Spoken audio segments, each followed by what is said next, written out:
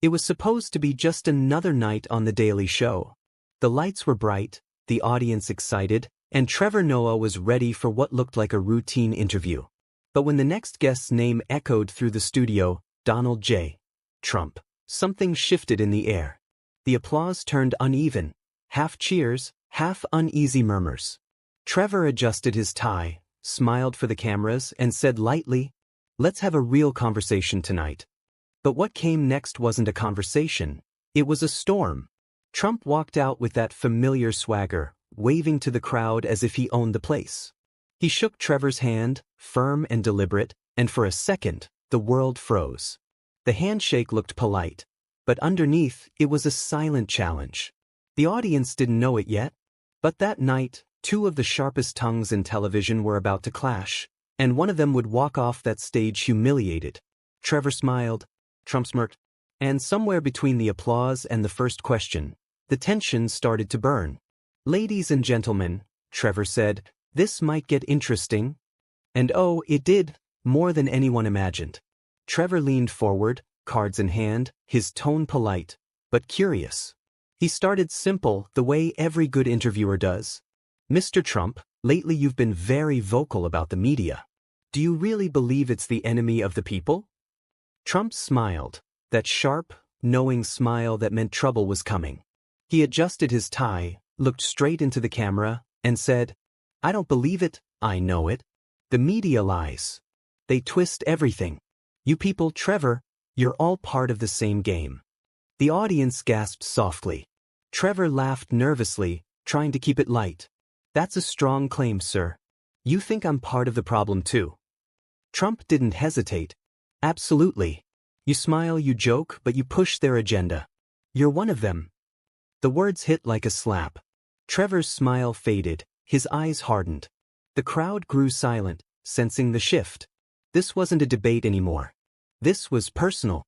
Trevor placed his cards down and said quietly, "If I were part of the problem, Mr. Trump, you wouldn't be sitting here right now."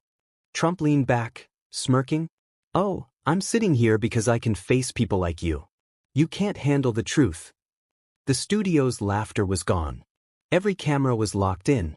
Every breath in the room was waiting for what would come next.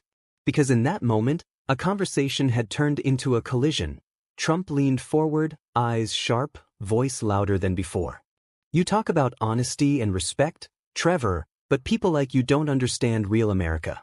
You sit here, safe in your fancy studio, judging everyone else." Trevor's jaw tightened. He tried to keep control, but the words stung. "I think you underestimate people, Mr. Trump. Disagreement isn't disrespect." Trump chuckled, low and mocking. "Oh, I don't underestimate anyone. I'm just saying, you wouldn't even have this job if you weren't their diversity pick." The words hung in the air like a punch no one saw coming. The audience gasped. Trevor blinked once, twice, as if making sure he heard it right. Silence filled the studio. Cameras froze on Trevor's face. He wasn't angry yet, just still. Too still. Then he spoke, calm but cutting. "You crossed a line, Mr. Trump." Trump shrugged. "Truth hurts, doesn't it?" Trevor leaned in, his voice now icy and deliberate. "There's a difference between truth and insult. One enlightens people, the other only exposes ignorance." The audience erupted in applause. Trump's face darkened. He pointed toward the crowd, his voice rising. "See? This is what I'm talking about. You control the narrative. You decide who gets to speak." Trevor didn't blink. He stood his ground, steady, unflinching. "No, Mr. Trump. I just decide when the line between debate and disrespect is crossed. And you just crossed it." The tension was no longer invisible. It was alive, pulsing through every second. And the crowd knew. This night was spiraling out of control. The air inside the studio turned thick, no laughter, no movement. Even the cameras seemed afraid to make a sound. Trevor looked straight at Trump. "You invited yourself here to talk, not to attack." Trump leaned forward, palms on the desk. "Attack? I'm just telling the truth. You can't handle it."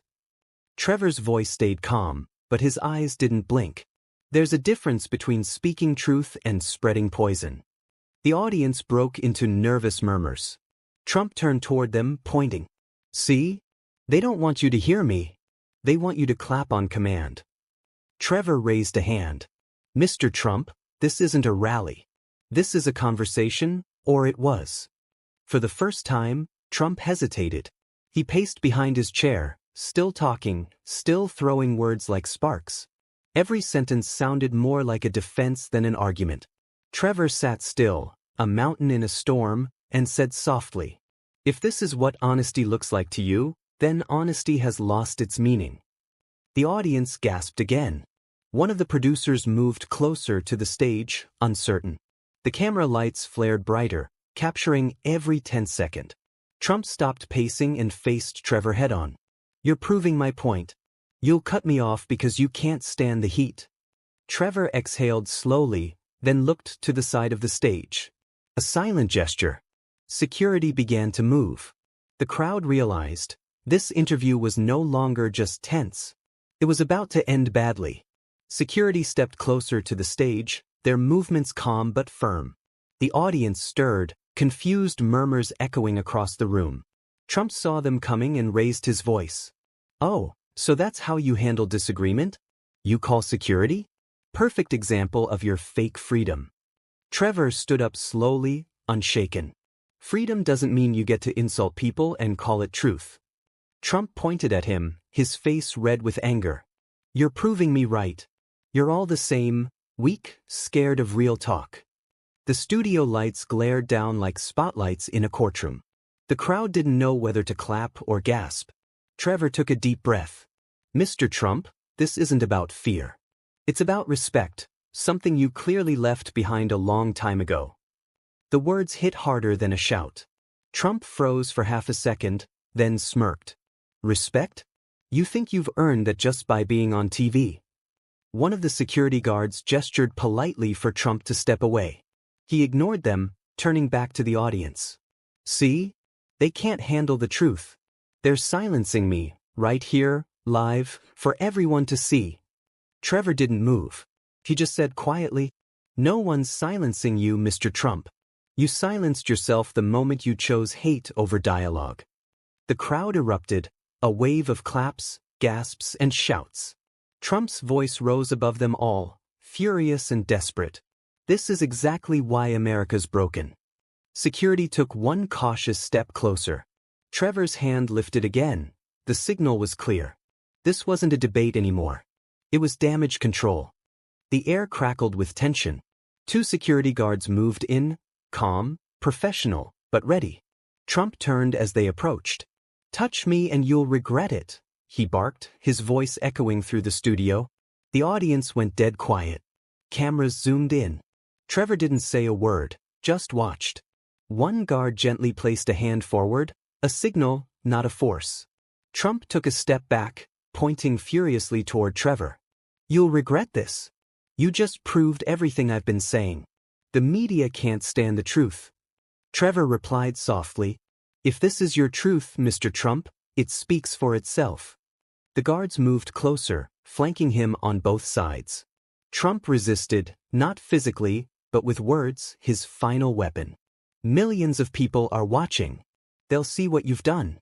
You can't cancel me." The crowd stirred again, mixed gasps, scattered applause, nervous energy. The guards began guiding him toward the curtain. Every step felt heavier than the last. Just before leaving the stage, Trump turned around. His voice low but shaking with fury. "Everyone here will remember this. You think you've won? You just made me louder." Trevor didn't flinch. He simply looked at him and said, "Then be loud, somewhere else." The room fell into total silence as Trump disappeared behind the curtain. For the first time all night, the stage was still. Just Trevor, standing alone under the lights. The curtain closed behind Trump, and the sound faded into nothing. For a few long seconds, the entire studio stood frozen. No music, no applause, just silence thick enough to feel. Trevor stayed still, eyes lowered, collecting his thoughts. Then slowly he looked up, not at the cameras, not at the audience, but through them, as if speaking to every person watching at home. "You know, this isn't what I wanted tonight," he said quietly. "I wanted a conversation, even a hard one. But conversation dies when respect does. He paused. The words hung heavy in the air. We talk so much about freedom of speech, but maybe what we really need is the freedom to listen. The audience stirred, some nodded, some wiped away tears. Trevor continued, his voice calm but certain. I'll always believe in open dialogue, but I won't let this platform become a weapon for cruelty. He glanced at the empty chair beside him, the one Trump had occupied just minutes ago. That seat will be filled again, he said softly, but only by people who remember that words have weight and respect has meaning. A small, steady applause grew louder, spreading across the studio like a wave. Trevor smiled faintly, looked at the camera one last time, and said, "So, what do you think? Did I do the right thing ending it, or should I have kept going? Tell me in the comments below."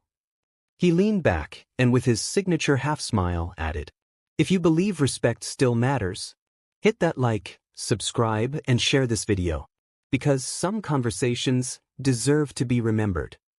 The lights dimmed, music swelled, and the screen faded to black, leaving only one thought behind. Truth isn't loud. It's honest.